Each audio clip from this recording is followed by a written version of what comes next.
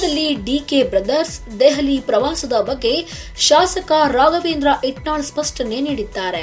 ತಮ್ಮ ವೈಯಕ್ತಿಕ ಕೆಲಸದ ಮೇಲೆ ದೆಹಲಿಗೆ ಹೋಗಿದ್ದಾರೆ.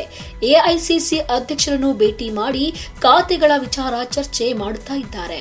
ಹೈಕಮಾಂಡ್ ತೀರ್ಮಾನ ಕೈಗೊಳ್ಳುವವರೆಗೂ ಸಿದ್ದರಾಮಯ್ಯ ಅವರೇ ಸಿಎಂ ಆಗಿರುತ್ತಾರೆ ಎಂದು ಹೇಳಿದ್ದಾರೆ.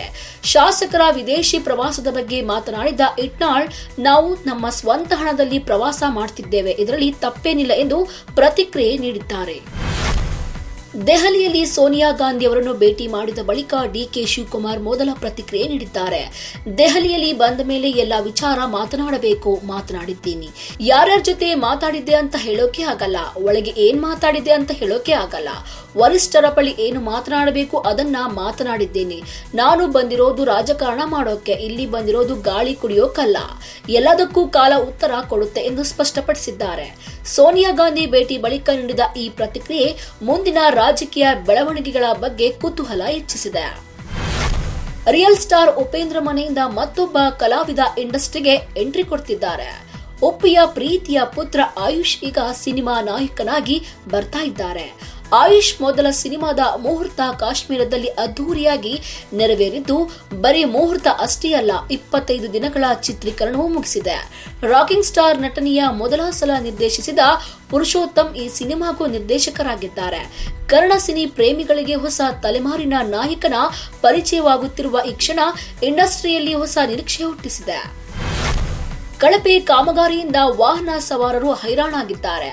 ಮಂಡ್ಯ ಪಾಂಡವಪುರ ಮುಖ್ಯ ರಸ್ತೆಯಲ್ಲಿ 3 ತಿಂಗಳ ಹಿಂದಷ್ಟೇ ಡಾಂಬರೀಕರಣ ಮಾಡಲಾಗಿತ್ತು. ಆದರೆ ಹಳೆ ಡಾಂಬರ್ ಮೇಲೆ ಮತ್ತೆ ಡಾಂಬರ್ ಹಾಕಿದ ಗುತ್ತಿಗೆದಾರರಿಂದ ಕಾಮಗಾರಿ ಮುಗಿದ ಕೆಲವೇ ದಿನಗಳಲ್ಲಿ ಬೃಹತ್ ಗುಂಡಿಗಳು ನಿರ್ಮಾಣವಾಗಿವೆ.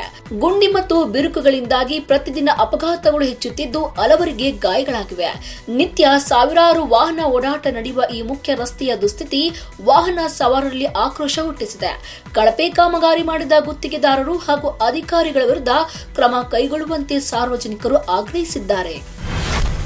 ಕೊಪ್ಪಳದಲ್ಲಿ ಮಹಾಶಿವರಾತ್ರಿ ಉಪವಾಸದ ಹಿನ್ನೆಲೆಯಲ್ಲಿ 5 ದಿನಗಳ ಕಾಲ ಹಣ್ಣು, ಜೇನು ಮತ್ತು ಅಣಬೆ ಮೇಳ ಆರಂಭವಾಗಿದೆ. ಕೊಪ್ಪಳದ ತೋಟಗಾರಿಕಾ ಇಲಾಖೆಯಲ್ಲಿ ನಡೆದ ಈ ಮೇಳಕ್ಕೆ ಶಾಸಕ ರಾಘವೇಂದ್ರ ಹಿಟ್ನಾಳ್ ಚಾಲನೆ ನೀಡಿದ್ದು, ಜಿಲ್ಲಾಧಿಕಾರಿ ಸುರೇಶ್ ಹಿಟ್ನಾಳ್ ಸಹ ಸಾಥ್ ನೀಡಿದ್ದಾರೆ. ಮೇಳದಲ್ಲಿ ಹಿಮಾಲಯ ಪ್ರದೇಶದಲ್ಲಿ ಸಿಗುವ ಅತ್ಯಂತ ದುಬಾರಿ ಎರ್ಸುಗುಂಬ ಅಣಬೆ ಪ್ರದರ್ಶನ ವಿಶೇಷ ಆಕರ್ಷಣೆಯಾಗಿದೆ. 1 ಕೆಜಿ ಅಣಬೆ ಬೆಲೆ ಸುಮಾರು 15 ರಿಂದ 20 ಲಕ್ಷ ರೂಪಾಯಿಗಳಷ್ಟಿದೆ. ಜೊತೆಗೆ ವಿವಿಧ ದುಬಾರಿ ಅಣಬೆ ತಳಿಗಳು, ಅಣಬೆ ಉತ್ಪನ್ನಗಳು, ಪೇರಲೆ, ದಾಳಿಂಬೆ, ದ್ರಾಕ್ಷಿ, ಕಲ್ಲಂಗಡಿ, ಕರ್ಬೂಜ ಹಾಗೂ ಜೇನು ಮಾರಾಟ ನಡೆಯುತ್ತಿದೆ. ಫೆಬ್ರವರಿ 12 ರಿಂದ 16ರವರೆಗೆ ನಡೆಯುವ ಈ ಮೇಳ ಜನರಲ್ಲಿ ಕುತೂಹಲ ಮತ್ತು ಆಕರ್ಷಣೆ ಮೂಡಿಸಿದೆ. ಕಸಾಯಿಖಾನೆಗೆ ಸಾಗಿಸುತ್ತಿದ್ದ ಹಸುಗಳನ್ನು ವಿಶ್ವ ಹಿಂದೂ ಪರಿಷತ್ ಹಾಗೂ ಬಜರಂಗದಳ ಕಾರ್ಯಕರ್ತರು ರಕ್ಷಿಸಿದ್ದಾರೆ. ಚಿತ್ರದುರ್ಗದ ರಿಂಗ್ ರೋಡ್ನಲ್ಲಿ ಈಚರ್ ಲಾರಿಯಲ್ಲಿ 12 ಹಸುಗಳನ್ನು ಅಕ್ರಮವಾಗಿ ಸಾಗಿಸುತ್ತಿದ್ದ ವಾಹನವನ್ನು ತಡೆದು ಪೊಲೀಸರಿಗೆ ಒಪ್ಪಿಸಿದ್ದಾರೆ. ಸ್ಥಳಕ್ಕೆ ಗ್ರಾಮಾಂತರ ಪೊಲೀಸರು ಭೇಟಿ ನೀಡಿ ಪರಿಶೀಲನೆ ನಡೆಸಿದ್ದಾರೆ. ರಕ್ಷಿಸಲ್ಪಟ್ಟ ಹಸುಗಳನ್ನು ಸರ್ಕಾರಿ ಗೋಶಾಲೆಗೆ ರವಾನಿಸಲಾಗಿದೆ. ಕಾರ್ಯಕರ್ತರ ಈ ಕ್ರಮಕ್ಕೆ ಸ್ಥಳೀಯ ಜನರಿಂದ ಮೆಚ್ಚುಗೆ ವ್ಯಕ್ತವಾಗಿದೆ. ಮಂಗಳೂರು ಜಿಲ್ಲೆಯ ಬೆಳ್ತಂಗಡಿ ತಾಲೂಕಿನ ಬಾಳೆಂಜ ಗ್ರಾಮದಲ್ಲಿ ನಡೆದ ಘಟನೆ ಜನರಲ್ಲಿ ಆಕ್ರೋಶ ಹುಟ್ಟಿಸಿದೆ.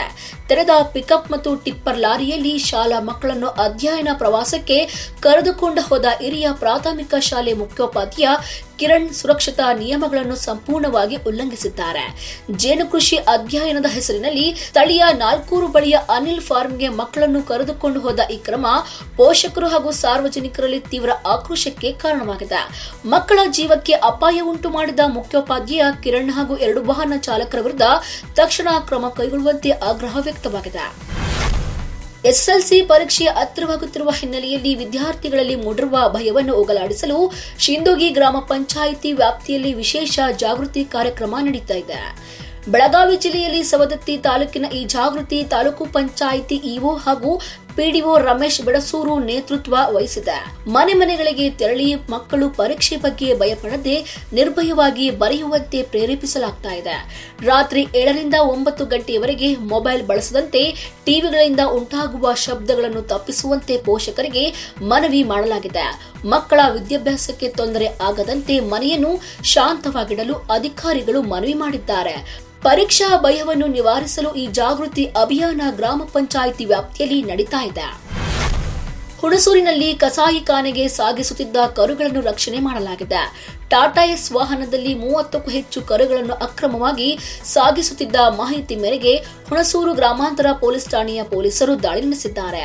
ಕಟ್ಟೆಮಳವಾಡಿ ಪ್ರದೇಶದಲ್ಲಿ ನಡೆದ ಈ ಕಾರ್ಯಾಚರಣೆಯಲ್ಲಿ ವಾಹನವನ್ನು ವಶಕ್ಕೆ ಪಡೆದು ಕರುಗಳನ್ನು ರಕ್ಷಿಸಲಾಗಿದೆ. ಈ ಪ್ರಕರಣವನ್ನು ಹುಣಸೂರು ಗ್ರಾಮಾಂತರ ಪೊಲೀಸ್ ಠಾಣೆಯಲ್ಲಿ ದಾಖಲಿಸಿದ್ದು ಮುಂದಿನ ತನಿಖೆ ನಡೆಯುತ್ತಿದೆ. ಬೆಳಗಾವಿ ಜಿಲ್ಲೆಯ ಕಾಗವಾಡ ತಾಲೂಕಿನ ಉಗಾರ ಪಟ್ಟಣದಲ್ಲಿ ಲಕ್ಷಾಂತರ ಮೌಲ್ಯದ ಚಿನ್ನಾಭರಣ ಕಳ್ಳತನ ನಡೆದಿದೆ. ಜೀನಪ್ಪ ಅವರ ಮನೆಯಲ್ಲಿ ನಡೆದ ಈ ಕಳ್ಳತನದಲ್ಲಿ 180 ಗ್ರಾಂ ಚಿನ್ನ, 350 ಗ್ರಾಂ ಬೆಳ್ಳಿ ಹಾಗೂ 25,000 ರೂಪಾಯಿ ನಗದು ಕದ್ದೊಯ್ದಿದ್ದಾರೆ.